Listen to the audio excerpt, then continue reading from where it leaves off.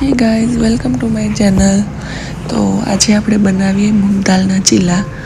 તો એના માટે એક બોલની અંદર આપણે મગની દાળ લેશું. એ આપણે 5 થી 6 કલાક માટે પલાળી દઈશું. તો મારે આ તૈયાર હતી. આ પાણી છે તે આપણે કાઢી લઈશું અને એક મિક્સી જારની અંદર તેને આપણે પ્રોપર પીસી લેવાનું છે. તો 1 બાય 1 આપણે પહેલાં મગ દાળ નાખશું. મગ દાળ નાખ્યા પછી એની અંદર થોડી કોથમીર અને લીલા મરચાં એડ કરશું. લીલા મરચાં તમે તમારી રીતે એડ કરી શકો છો. તમે જેટલું પ્રિફર કરતા હો તીખું એટલું તમે એડ કરી શકો છો.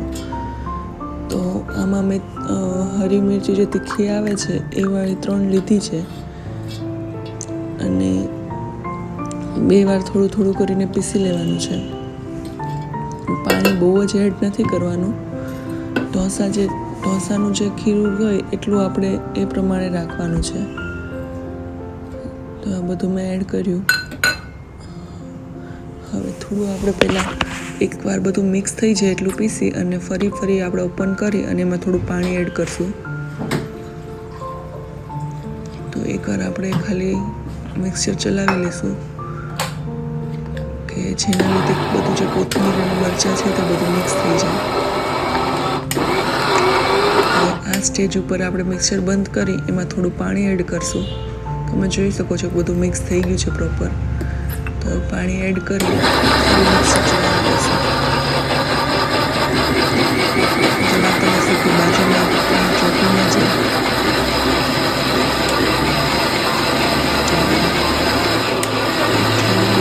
મિક્સર શરૂ રાખીને બંધ કરશું.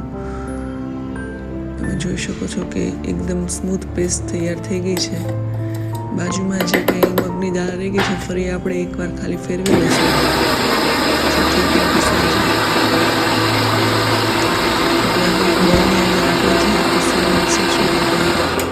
કાઢી લેશું. બીજી વારનું જે આપણે મિક્સચર મગની દાળ વધી છે તે પીસી એની અંદર કોઈ આપણે કોથમીર કે મરચાં એડ કરવાની જરૂર નથી. એમાં ખાલી પાણી જ એડ કરીને પીસી લેવાનું છે. કેમ કે પહેલાં ઓલામાં જ આપણે મરચાં ને બધું એડ કરી દીધું છે. પછી લાસ્ટમાં આપણે તેને મિક્સ કરી દઈશું. એક બોલની અંદર આપણે કાઢી મિક્સર બધું અને ફરી આપણે જે કંઈ મગની દાળ વધી છે તે પીસી લઈશું ફરી વાર. આ એક હેલ્ધી વર્ઝન છે કે જે નાના મોટા દરેકને ભાવતું હોય છે. તો આપણે બ્રેકફાસ્ટની અંદર આપણે પણ યુઝ કરી શકીએ છીએ કે ડિનરમાં પણ આપણે બનાવી શકીએ છીએ. તો તમે જોઈ શકો છો કે બીજી વારનું જે છે તે આપણે તૈયાર કરી લઈએ.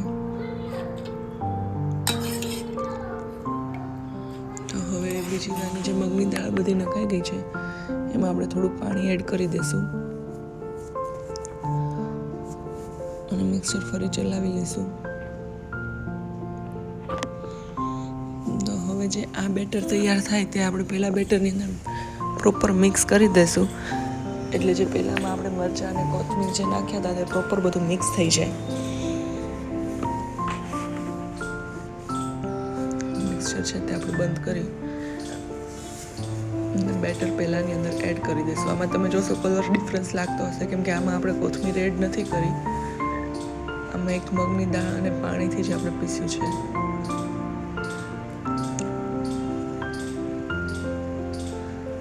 તમે જે આખા મગ આવે તે પણ તમે લઈ શકો છો.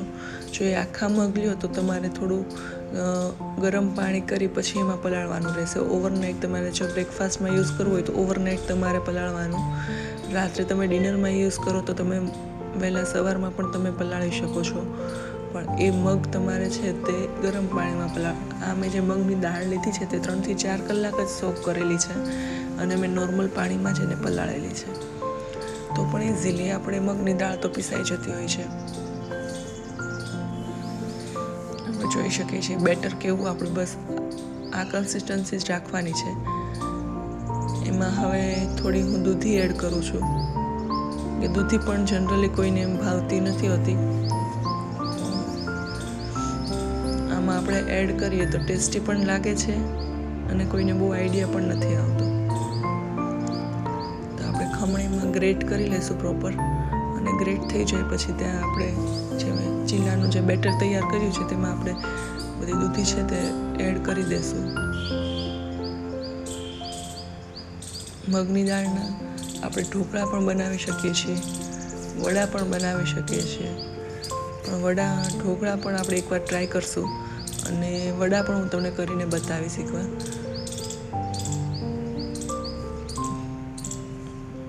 હવે જો પ્રોપર હવે જે દૂધી છે તે ગ્રેટ થઈ ગઈ છે, તો આપણે એ બધી હવે લઈ અને બેટરમાં આપણે નાખી દઈશું,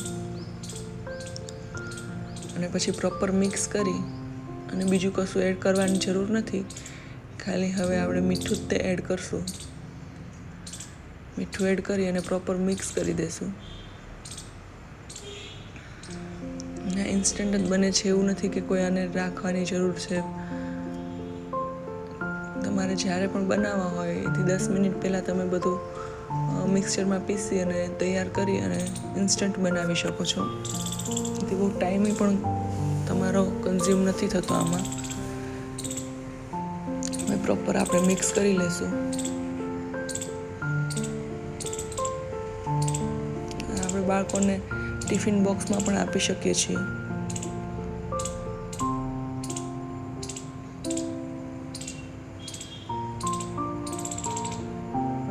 તમે કન્સિસ્ટન્સી જોઈ શકો છો. પ્રોપર આપણે આ જ રાખવાની છે. હવે આ સ્ટેજ ઉપર આપણે પાણી પણ એડ નથી કરવાનું. હવે આપણે તવા ઉપર આપણે એને ઢોસા જે રીતે આપણે કરીએ એ પણ આટલી સાઈઝ નહીં, થોડી નાની સાઈઝ કરશું ચીલાની. તો મીઠું એડ કરી દઈએ અને પછી હવે આપણે ચીલા ઉતારીએ. તમે ચાની સાથે કે કેચઅપની સાથે પણ તમે ખાઈ શકો છો, દહીં સાથે પણ ખાઈ શકો છો. હવે મારું બેટર એકદમ તૈયાર છે. હવે આ બેટરને આપણે તવામાં પોર કરશું. પહેલાં જોઈ લઈએ કે ગેસ શરૂ કરી દઈએ અને પ્રોપર ગરમ થવા દઈશું તવાને એકદમ.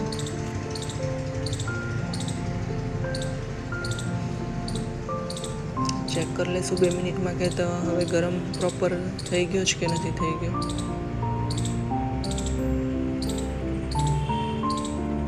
પ્રોપર મને તવો ગરમ થઈ ગયો છે, તો હવે આપણે બેટર પોર કરશું.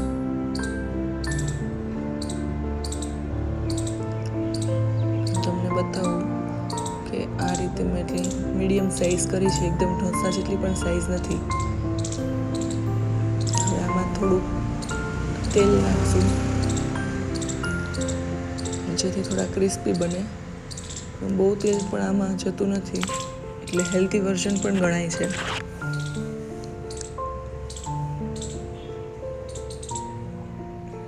ક્રિસ્પી થાય એક સાઈડ ત્યાં સુધી આપણે એને રહેવા દઈશું. 1.5 મિનિટમાં બની જતું હોય છે. હવે આપણે ચેક કરી લઈએ કે બની ગયું છે કે નહીં. નીચેથી તમને દેખાતું હશે એકદમ ક્રિસ્પી થઈ ગયું છે. ઇઝીલી નીકળી જશે. હવે બીજી સાઈડ આપણે ખાલી થોડી સેકન્ડ માટે રહેવા દઈશું.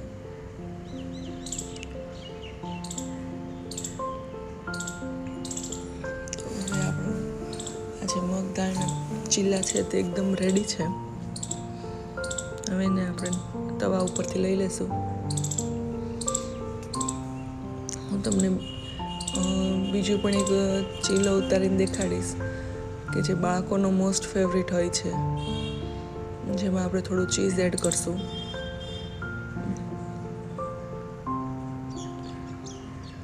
તો આપણે જોઈએ હવે નીચેની સાઈડ આપણે તૈયાર થઈ ગયું છે. તો હવે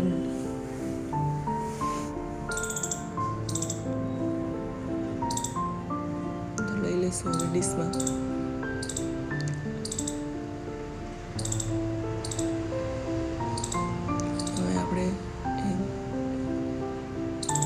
આપણે ઉતારી જે મારા બાળકને તો સ્પેશિયલ ફેવરિટ છે જ તે.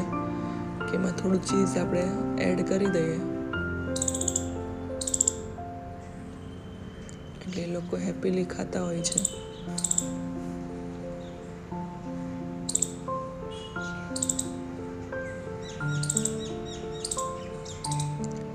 થોડું આપણે તેલ ઉપરથી એડ કરી દઈશું.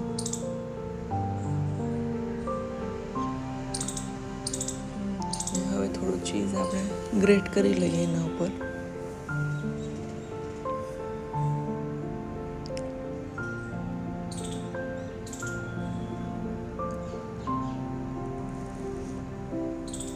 ચીઝ એડ ઉપર કર્યું છે એટલે આપણે એને બીજી સાઈડ નહીં પલટાવીએ, એક જ સાઈડ પ્રોપર થવા દેશું એટલે હીટના લીધે જ તે ઉપરનો ભાગ પણ એકદમ થઈ જશે રેડી.